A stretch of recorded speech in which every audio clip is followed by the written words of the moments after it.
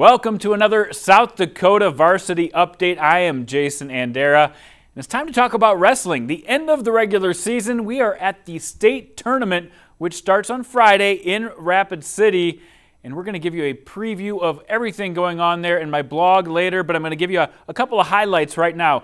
Let's take a look now at the team hunt, and as you can see, Canton, they are a B school. They're definitely the favorite in B. They brought all 14 wrestlers that they tried to qualify for state, and they've got the most qualifiers of anybody in both classes. In the A's, Pierre is going for their 5th straight title and their 7th in the last 8 years.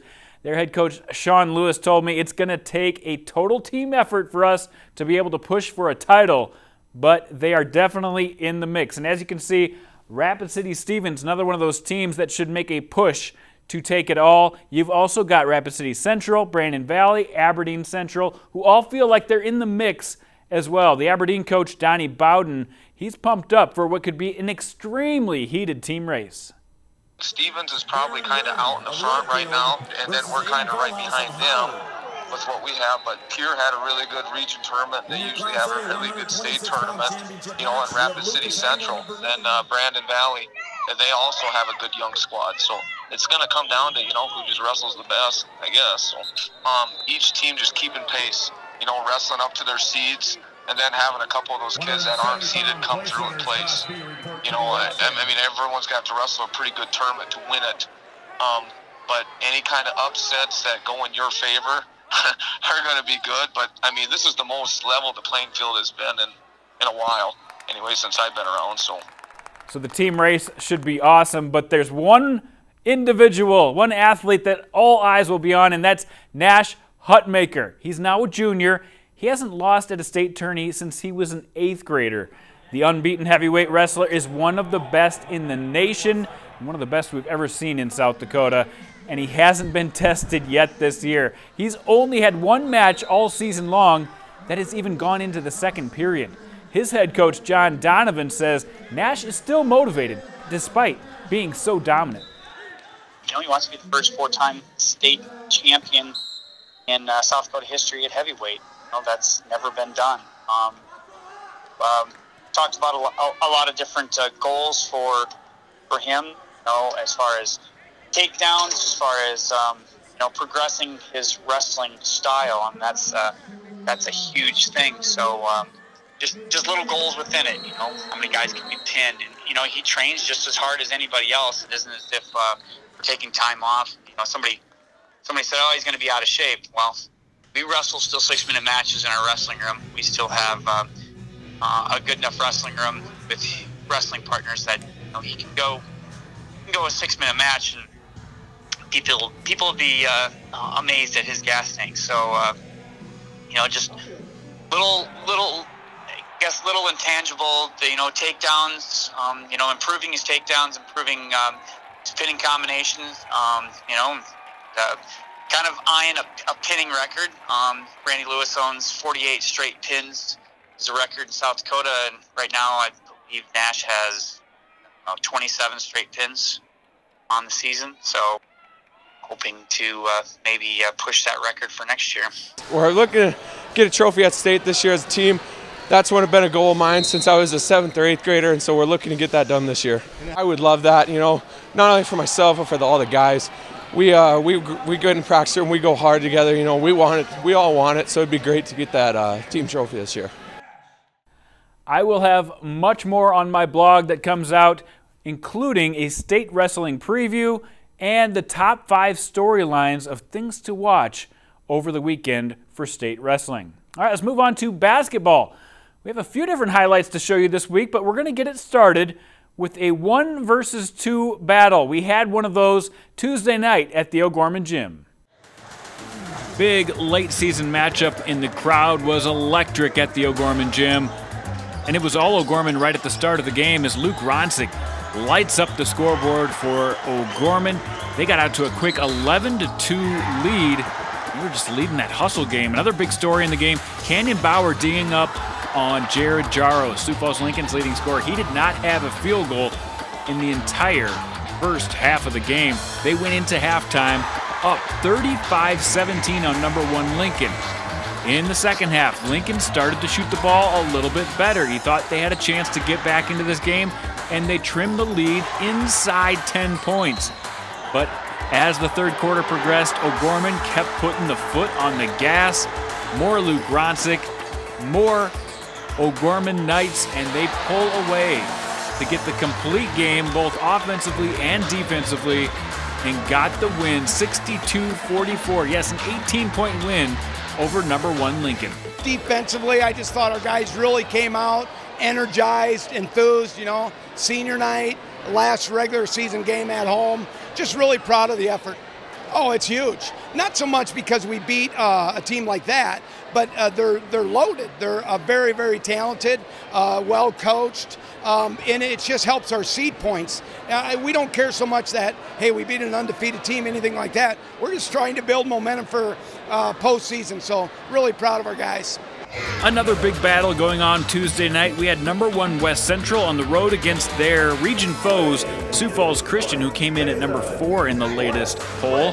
Sioux Falls Christian got going early. Courtney Kellenberger hits a big three-point basket to go up 19-16. And then again, does a little 5-0 run all on her own, 21-16 lead. That actually was part of a 10-0 run by Sioux Falls Christian. Before you knew it, they had the lead. But in the third quarter, things started to change. A little run sparked by the defense of West Central. Riley Halderman gets a little tip and then gets the ball back on the fast break with a left-handed score. And then more defense. Kale Nelson tips it. Jocelyn Jardine gets the pass over to Addie Kramer for the fast break. Little tic-tac-toe passing on the fast break.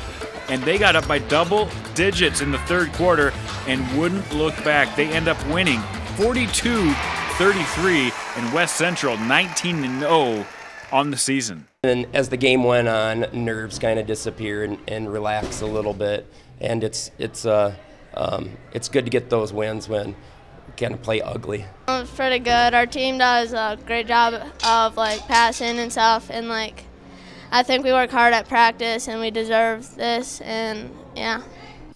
Game ball time. Let's start out with some very honorable mentions on the girls' side. Elena Beneke of Castlewood had 3 separate 20-plus point games, including, get this, a triple-double Tuesday versus Hitchcock-Tulare. Huge season for Elena. Hallie Hines of Ipswich, former game ball winner as well. 33 points for her in a game earlier this week, going 14 of 21 shooting for Ipswich. She did that against Highmore Herald this week. But the game ball goes to Hannah Parsley. She had some very tough competition in front of her this week, and they won all their games. In fact, they've won 5 in a row now. It started out when they took on ranked McCook Central Montrose, and she helped them out with a 30-point night, 10 rebounds, and 9 assists, just 1 assist away from beating a ranked team and getting a triple-double.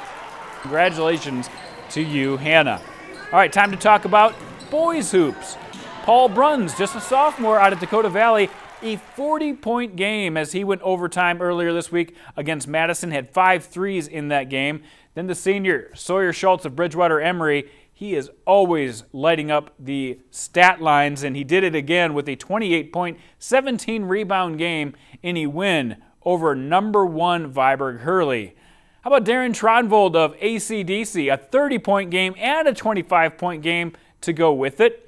Nick Whitler out of Sully Buttes had one of the best games of the year, 34 points, 7 boards, 4 steals in an overtime win over a very talented Aberdeen Christian team. In fact, he made his 6th three-pointer of the game with just 18 seconds left to force overtime. Great game by Nick. But after waiting patiently all season long, it's Connor Libis who finally gets the game ball. He's been on these lists week after week after week, just coming up short of getting a game ball. This week he definitely deserves it. The super sophomore had a huge week with 34 points against Elkton Lake Benton, came back with 30 against Baltic, and then added another 25-point game against Arlington. And in the process, he entered the top 10 all-time in three-pointers made and went over 1,500 points for his career. And remember, he's a sophomore and is already at 1,500 points for his career. He has got a great year going. Keep it up, Connor. Time to check out some more milestones. We just talked about Libis, who went over 1,500 points for his career, but a number of players starting to hit that 1,000-point plateau, including Danica Kocer of Brandon Valley hitting the 1,000-point mark. Kyler Murray of Britton Hecla. Duel had a pair of players with their senior Jaydyn Tegantvoort with the 1,000-point performance, and then the junior Britney Lovre also went over 1,000 points. Drew Blosmo of Garrettson, he became just the 4th Blue Dragon of all time to get over that 1,000-point mark. And future USD forward Jeniah Ugofsky out of Harrisburg also cleared the 1,000-point total for their career. So a lot of players coming in with some big milestones this week. All right, it's time for some Thunder. A few more dunks added to the Thunder Report. Some of the best dunks we saw over the last few days. Let's start with Solomon Bach in Watertown.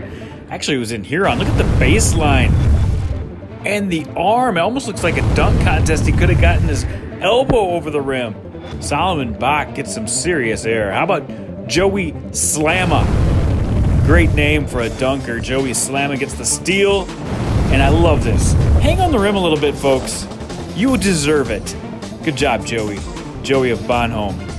And then Chase Mason, he's becoming a regular on this feature. Look at that, fakes out his first man, and an open lane all the way to the hoop. Chase Mason, the sophomore from Vibrant Early, getting it done.